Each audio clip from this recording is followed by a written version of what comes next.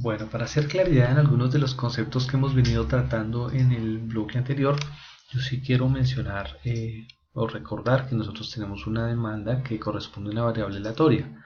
Acá he simulado la demanda pues considerando algunos datos. Recuerden que todas esas probabilidades de la demanda acorde con los posibles resultados que existan deben sumarnos el 100% de las probabilidades.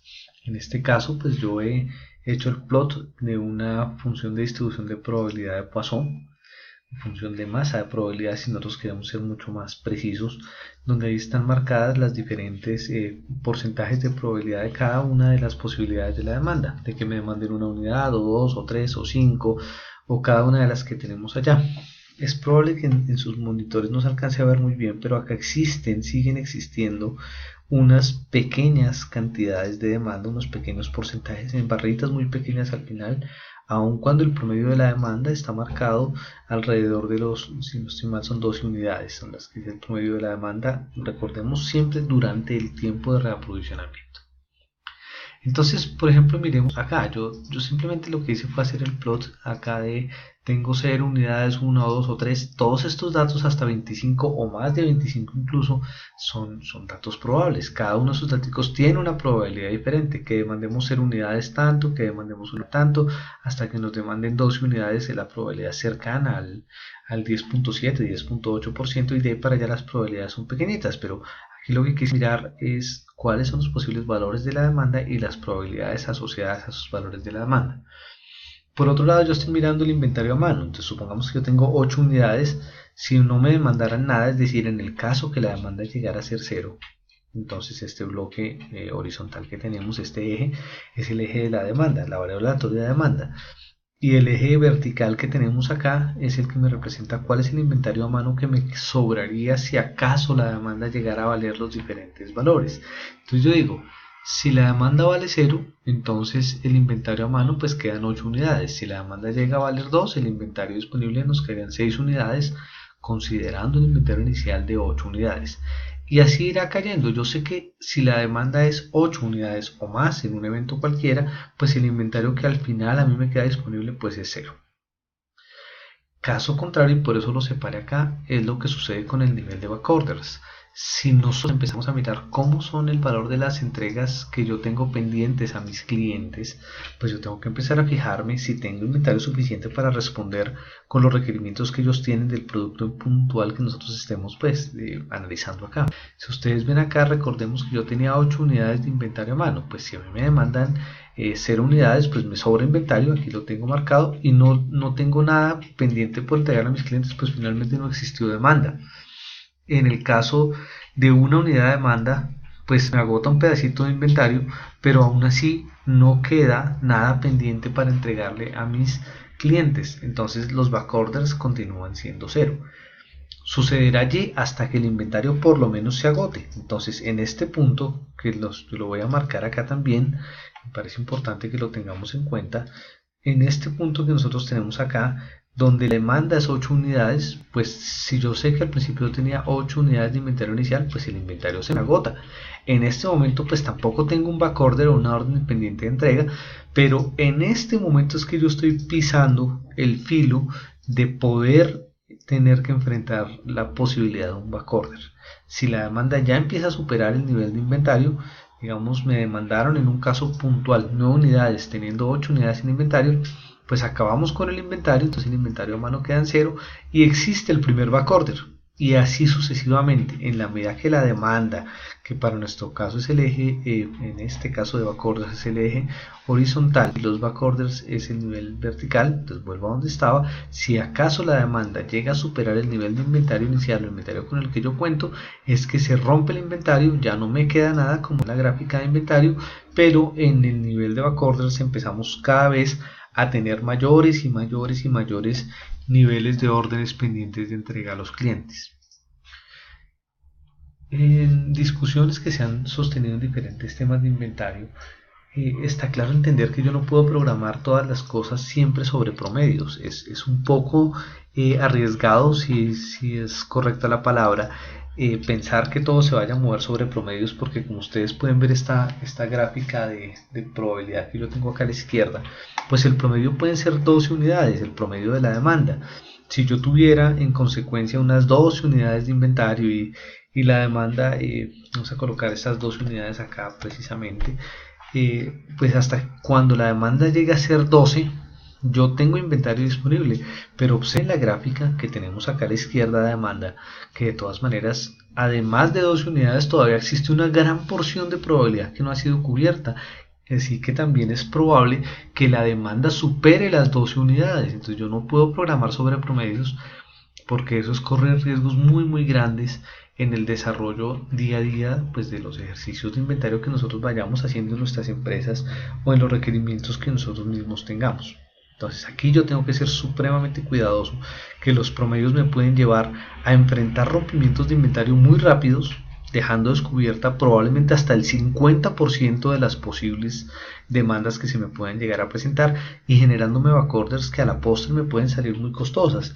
Yo quisiera que ustedes comprendieran que el backorder no solamente es el costo de llevar ese backorder per se, sino en algunos casos incluso pueden llevarnos a perder un cliente que encuentre nuestro mismo producto en otra cadena de almacén, cliente que encuentre un producto sustituto, que de pronto le encuentre algún valor importante a ese producto y por tanto no vuelva a adquirir el nuestro. Entonces el simplemente programar sobre promedios tiene una implicación importante que no se nos debe olvidar que existe, y de todas maneras tenemos que ser cuidadosos en hacer los cálculos correspondientes con las curvas de demanda.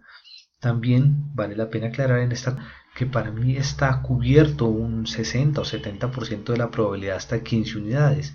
Si quiero cubrir un 80, probablemente me toque irme hasta 23. Si quiero cubrir un 95, de pronto me toque tener hasta 29 unidades.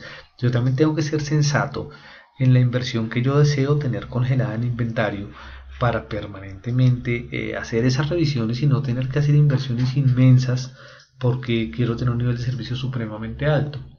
Uno debe correr también el riesgo de que eventualmente sí, no pude enfrentar una colita de esta curva de probabilidad de la demanda, pero tampoco puedo simple y sencillamente programar todo sobre promedios. Es decir, hay que ser cuidadoso en las dos cosas. Yo debo correr el riesgo de pronto no tener suficiente inventario en alguna ocasión, porque permanentemente yo no puedo soportar niveles de inventario tan altos, pero tampoco programar sobre promedios, porque recordemos que el promedio, la programación sobre promedios, por lo menos en esta curva particular, y nosotros corremos el inmenso riesgo de estar casi que jugando un cara y sello, un nivel de servicio del 50% que lo podría prestar y 50% que no. Estas dos funciones lineales a trozos de inventario a mano y de backorders pues están representadas en los cuadros que yo he puesto acá abajo. Entonces yo digo, el inventario se entiende como la cantidad inicial que yo tenía o el inventario base menos la demanda. Eso siempre y cuando la demanda llegue a igualar el nivel de inventario base.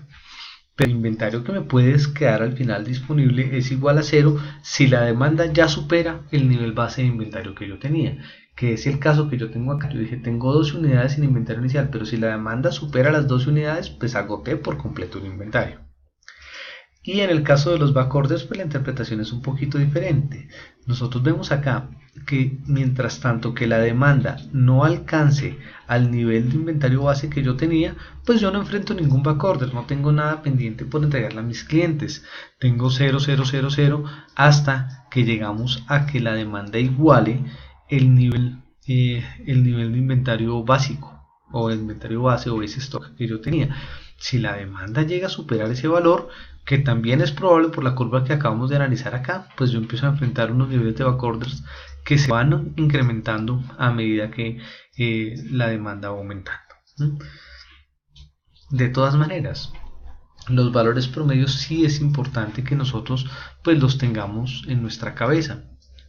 Entonces recordemos que los valores esperados o promedios en el caso de las curvas de probabilidad o de las funciones de probabilidad que nosotros estemos manejando se calculan como promedios ponderados, es multiplicar cada valor por la probabilidad de ocurrencia de ese valor. allí salvaguardando que la sumatoria de todas las probabilidades para todas las opciones pues es igual a 1. Ahora en la lámina que vamos a ver en el siguiente bloque pues vamos a ver esta condición necesaria, porque ahí es donde yo digo, mire, todas las probabilidades de todas las posibles demandas pues suman el 100%, algunas bajas, otras altas, pero si sumo todas las probabilidades, todas estas barritas que yo tengo acá, pues al ser una función de masa de probabilidad o una función de probabilidad, todas las probabilidades me suman 1. Y recordemos que el valor esperado simplemente corresponde a ser un promedio ponderado al valor por su probabilidad. Entonces x por p de x entre 0, mínimo valor que me pueden demandar, y el número más grande que me pueden demandar. Entonces yo tengo el promedio de la demanda, es la multiplicación del valor por la probabilidad. Ahí sí, dependiendo cómo se comporte la demanda, pues la probabilidad es diferente. ¿Listo? Entonces ahí calculamos cada valor por su probabilidad. 0 por p de 0, 1 por p de 1, 2 por p de 2. Bueno, en el caso del inventario, pues ya nosotros habíamos dicho esto que teníamos acá. Nosotros nos queda inventario siempre y cuando la demanda sea a lo sumo el nivel de inventario que yo tengo. Entonces, ¿cuánto me queda? Ah, pues la diferencia entre lo que yo tenía al principio y el valor que me compraron. Es decir, este es el valor de inventario que a mí me queda.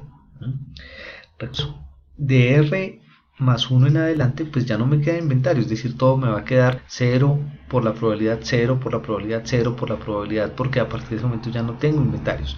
Entonces el valor esperado del inventario, yo lo debería hacer también entre 0 e infinito, pero yo sé que de R más 1 en adelante, pues ese valor de inventario que me queda es 0. Así que el valor esperado se resume a este pedacito.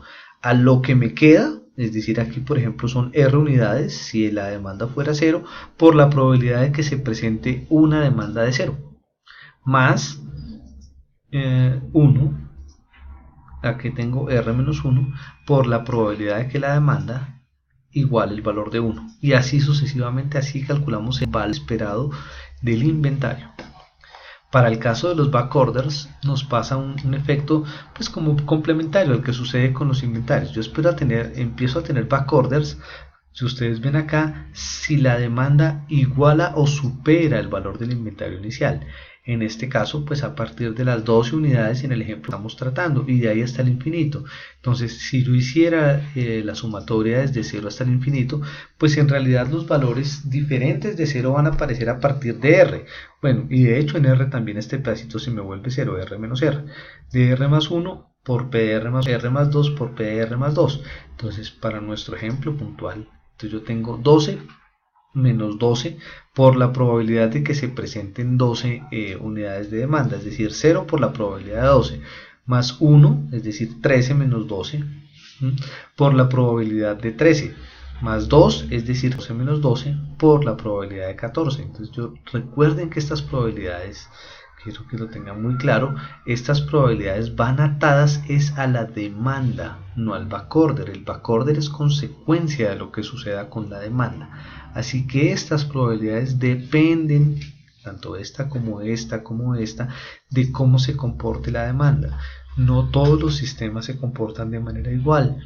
Tal cual lo discutíamos cuando hablamos de los inventarios NUS Vendor, nosotros tenemos que ser cuidadosos en entender cómo son esas curvas de comportamiento de la demanda a través de análisis de ANOVA o a través de conocer de alguna manera cómo se comportan esas curvas, porque si no yo voy a enfrentar una situación de pues estar haciendo el modelaje y la determinación de niveles de stock. Lo normal que se hace, lo más común que se hace es hacerlo a través de curvas normales, cuando de pronto la curva normal sea una muy mala interpretación de cómo se comportan los eventos de demanda. Entonces yo tengo que ser cuidadoso en la manera como escojo esas curvas de probabilidad y cuidadoso en la manera como hago uso de ellos para cálculos de promedios y para cálculos de todas las cosas inherentes a inventarios. En el siguiente bloque que vamos a trabajar ahora en un minuto, vamos a empezar a ver todos estos inventarios, todos estos backorders, cómo ya nosotros los empezamos a interpretar ya en un ejercicio un poquito más aterrizado para pues hacer ese tratamiento estadístico y poder comprender entonces esos niveles de servicio, cómo yo los logro interpretar, esos niveles de backorder o de órdenes pendientes de entrega a mis clientes promedio, cómo yo los logro entender y en qué momento, dependiendo de las curvas de probabilidad. En este caso vamos a hacer una desarrollada y tal vez sugeriré algún ejercicio adicional. Vamos a ver cómo eso puede estar cambiando dependiendo de cómo cambie la curva, y ahí es donde logra más relevancia el último comentario que les acabo de mencionar sobre el uso de las curvas de probabilidad en el cálculo de promedio.